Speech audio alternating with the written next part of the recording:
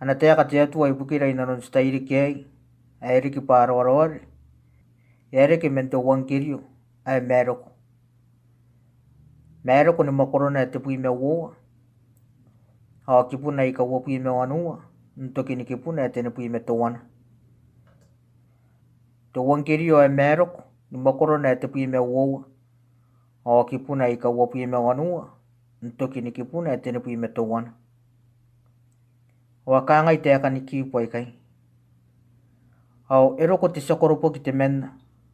Au nki yonga ya kaunteak. Nki ea taia pa ere pakau Yesu ne kea kai. Au e sisirakin. Te rā te tua e mua te korakora. I pua kontua ni ka pene. Au e kaya ka Yesu. Ai o te tua e mua te korakora. I te rera kam naongora. I ova e atuara. Au pani i ova e si te mena. Au kona tangira i ova. Ai atuam nanum ni ka pene. Au tam neim ni ka pene. Au ni wanawanam ni ka pene. Au korakoram ni ka pene. Au ayo te kauou. Kona tangira rom. Na iarun tangiram. Iponi rom. Akia te tua te wana. Ai korakorariki. Na kon na ikai. O ikai ana te aka te atua. Ai ka tapu. Mea ni mimitong. Sipangara re sinakai ni puaka ni pai e nanu ni meur. E ka ngai te akan. Katam ni yen te arun natua. Katam ni yen te arun natua. Katam ni yen te pai to wana. Pon te kariki iyong. Te kuru tam ni nanun te iyong. Yon taran te pai to wana. Ai o kongo. Ai o konori ai nanun te warawari. Au pairi ki te peu. Tapaninin te tam ni yan inanun na miyong. E no sina kon taina ko. Pa te makuri. Au te kaya kaya karaunan. Yo taroi kai pa men na miyong. Ai no sina ko ye te makuri. Are na tam ni. Ki rapata te pai to wana ye. Te iyong wa kakawa ki ipukira inanun te tai ye. E kekewe na koira ka tam ni yen te arun natua. E ka pai e karap. Awaki konan nataki ken noraki. Ni ka tam ni yen te arun natua. Are koroi e Yesu ikai. O e poni kosian te aru e pipit. O te kayaka e tiri roi. Me te rangkan ni te arun natua an. Are sinakakairi ye. Te rangkan ni te arun natua an. Are sinakakairi ye. Ana kayaka Yesu inanon te tai ye. E poni ka mea tata o ni kaota roi na koira. Arun te arun natua erap.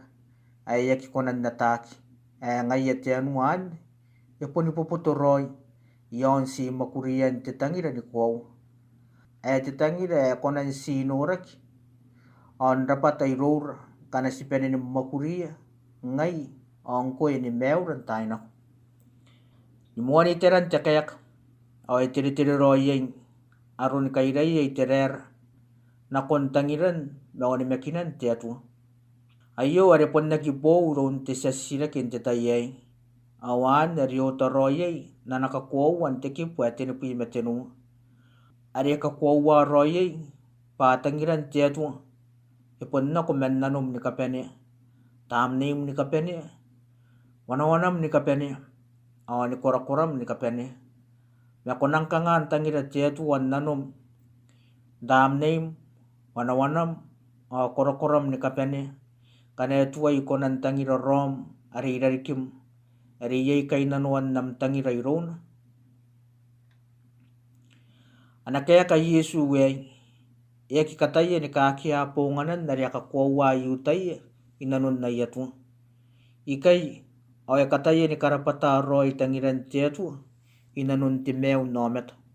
Pa tangiran teatua ena kinaki roi o ena nura ki roi inanun tangiran rom na yarun tangiram iponirum. Arun ti tameri ari roi ri. Pon dapatan tangiran teatua i rom. Nanum ni kapene. Ntam nim ni kapene.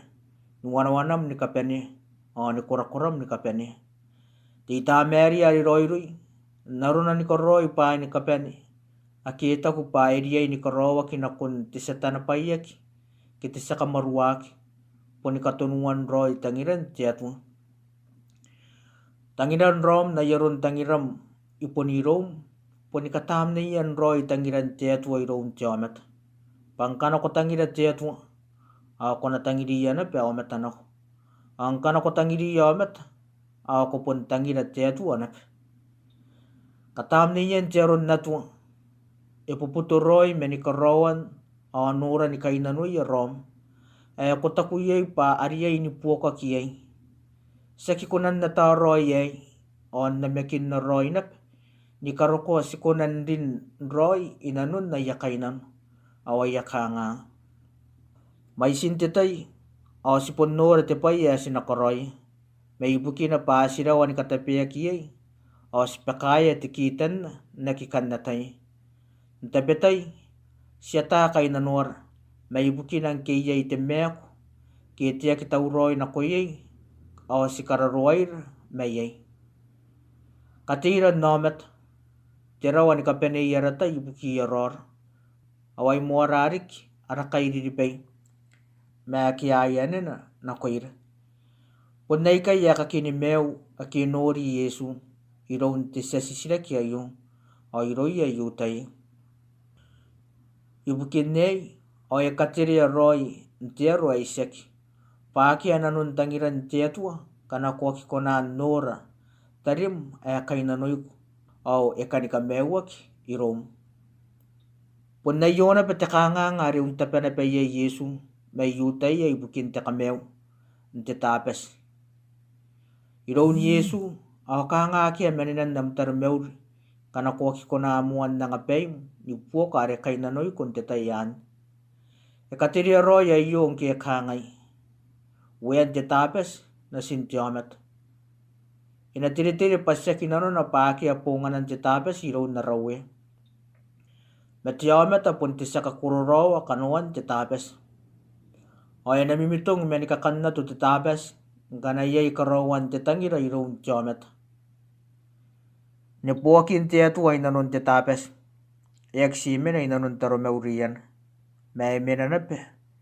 Nikakururawan ni makuri ay karoroy ang tangir. Paya ay kakupon na makini paakan ni karawak awakan ni puka kiyay rom ni mew. Awapon na kan ni paya ay kakunariyay ni makuri na kuya rom. An ni roy tam na intitwa ni kwaw ay win ay nanuntyo titimens. Awari katam ni Yesu na kontangiran rom na yaron tangiram iponirom. Sa kitu ay kawo wapay awaki na pekokokuro na. Mayo kaparan roy na nun tangiran tietwa. Katam na iyan imetaw mangkwe. Katapanin na kiroy ayo naron Yesu yon tep. Meti na yon takay pengak ibukiw mangkwe. Gisiriya inimet meti ibukir. Katam na iyan tiyaron na to. Arisikain na. Manikawari kia. Inanon nartaratar. Inanur merayang. Makurian na ikaroroy ni meur. Punikinar. Patano ni mekina Yesu Kristo ni meur. Aruwatan na. Pati kukuray. Tiraw. Tekakapayak. Iraw tietwa ni meur ang tayo nako. Sinakapay.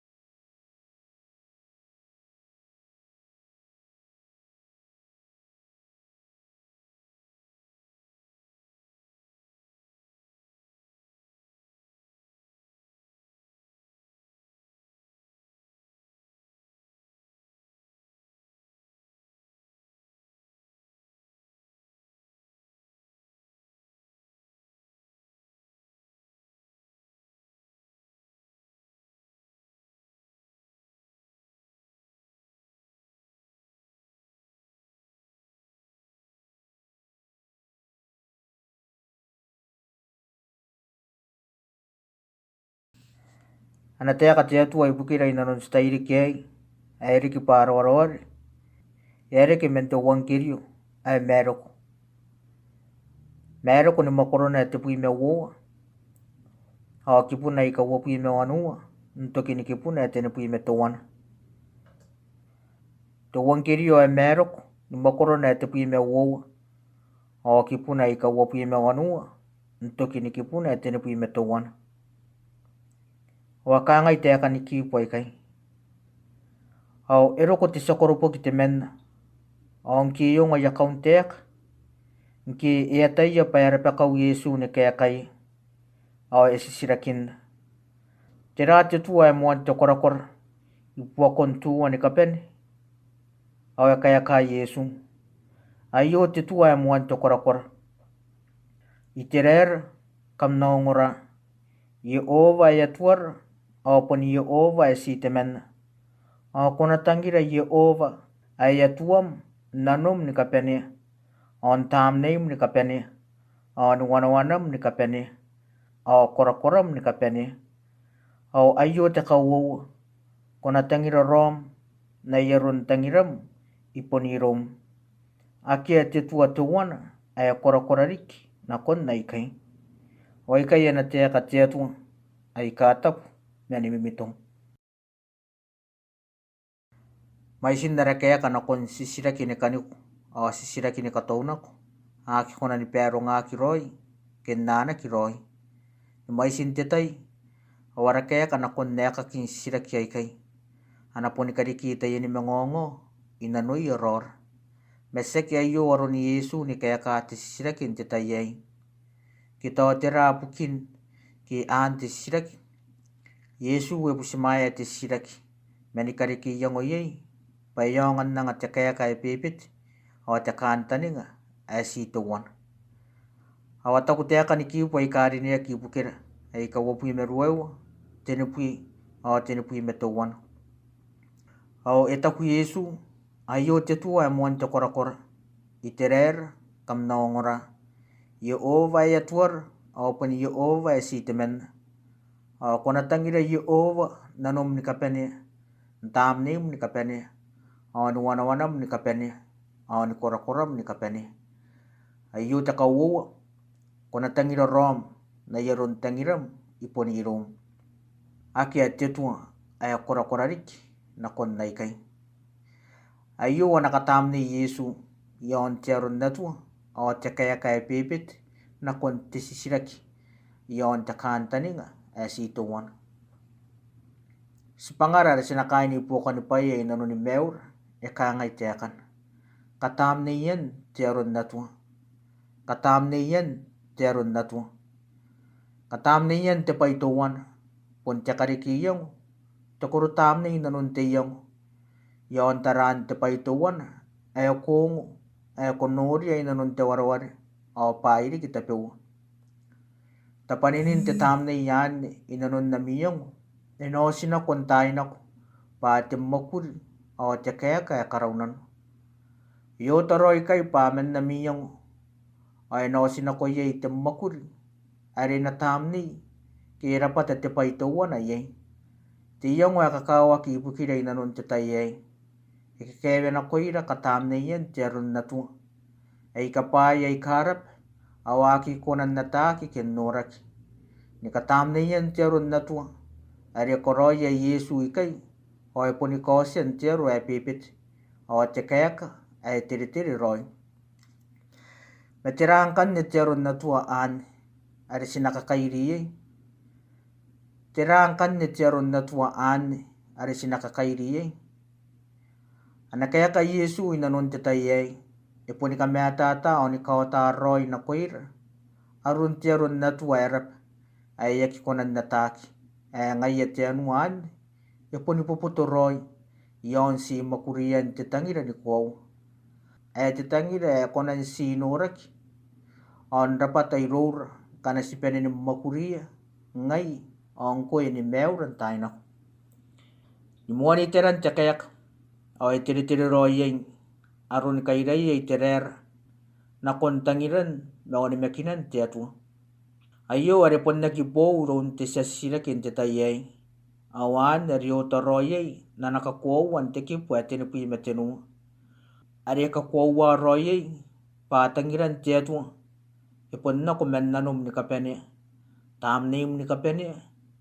Wanawanam ni kapene. Ni korakoram ni kapene.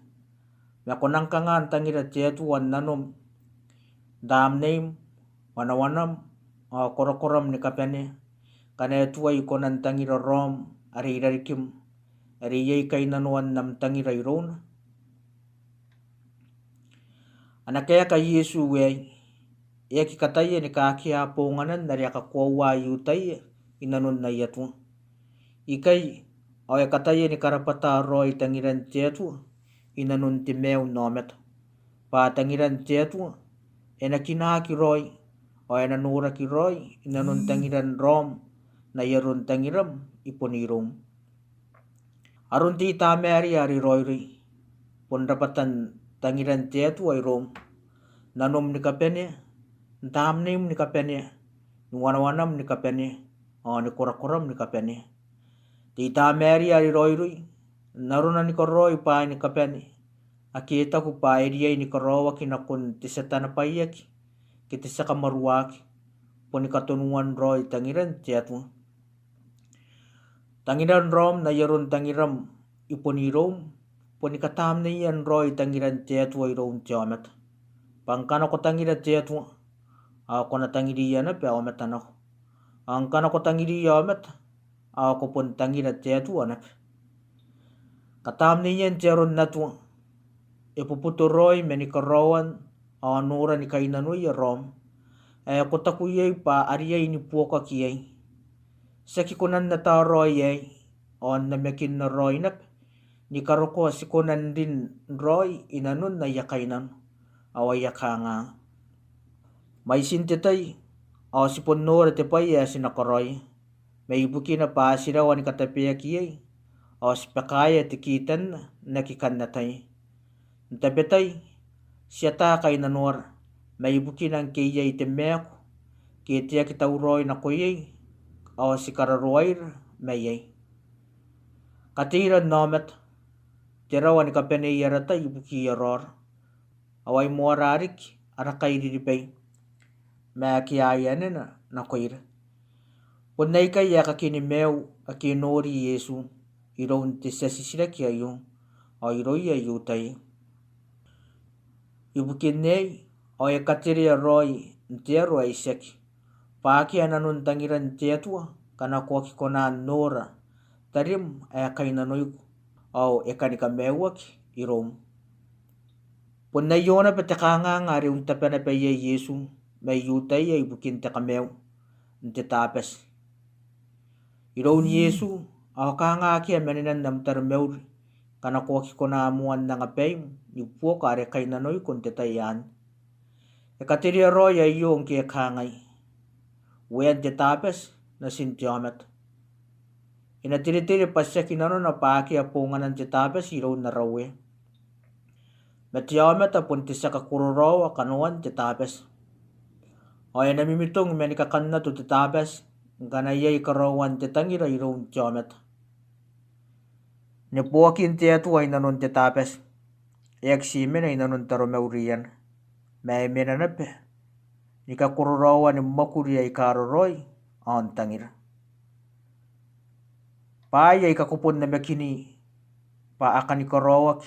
Awakan ni puka kiyay rom ni mew. Awapon na kan ni paya ay kakunariyay ni makuri. Nakuya rom. Ni roy tam na intituwa ni kwaw. Ay win ay nanuntiyo titimens. Awari katam ni Yesu. Nakontangiran rom. Na yaron tangiram iponirom. Sakitu ay kawawa paykay. Awaki na pakakoko runap. Mayo kaparan roy na nun tangiran tieto. Katam na iyan imetaw mangkoy. Katapanin na ki roy ayo. Naron Yesu yon tep. Meti na yon takay pangak. Ibukiw mangkoy. Gisiriya inimet. Meti ibukir. Katam na iyan tiyaron na to. Ari si Kain na manikawari kiya. Inanon na ratar-ratar. Inanur merayong. Mea makurian na ikaroroi ni meur. Ponikinar, patano ni mekina Yesu Kristo ni meur. Aru wotana, pate kukurei. Te rau, a te kakapai aki. I rau tetua, ni meur an tainako. Sinakapai.